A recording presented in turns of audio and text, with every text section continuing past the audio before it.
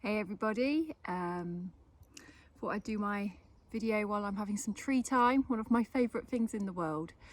I was considering talking about interdependence. Interdependence is different to dependence and independence, and interdependence is like a dance we do in relationships we have, and it can apply to any form of relationship, but I guess the most common one for people where this often needs a bit of work is the interdependence of relationships of the romantic type. And what happens is, I think there's a boundary issue in relationships where it's knowing where one of you finishes and the other one starts energetically in your space.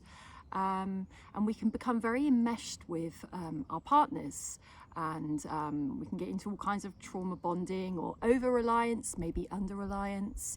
And this is where communication problems start, and communication problems are usually the biggest reason that a connection comes to an end. So when we're in a healthy union, we could hope that we maintain our own independence, so we never give up our friends or our hobbies just because we've got in a relationship. We might need to compromise and make a bit more time for our partner, but we don't sacrifice our needs, and we keep our own life within a relationship because it keeps a relationship alive. If you both have your own lives and your own friends, even if they're joint friends as well, it gives you a lot more to talk about, and it also gives you a place to go when there are issues, and to kind of not become dependent on your partner to meet all of your needs, all of your whims, and to solve all of your problems, because that's where we become dependent.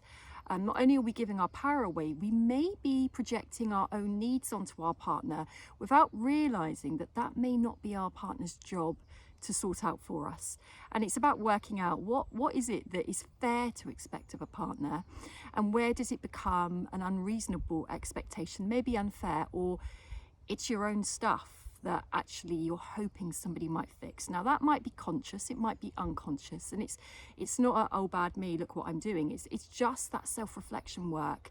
Am I being my own person in a relationship, or am I losing myself in the other? Am I sacrificing everything I am in order to sustain the connection? Because there's something very wrong there if that happens, and it's really common. So that's your dependence. Our independence is maintaining our own world, and then it's trying to find that happy medium in between, which is interdependence, where actually we do have needs of a partner, and actually it's okay to expect some of those needs to be met or worked through, certainly discussed, and to be heard.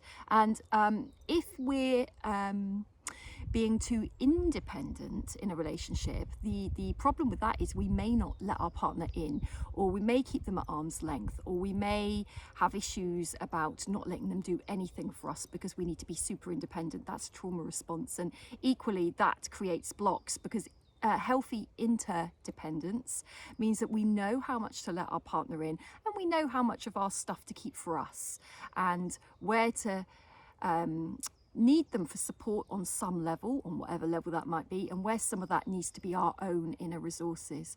Isn't that a dance and a half? I'm not saying I've nailed that.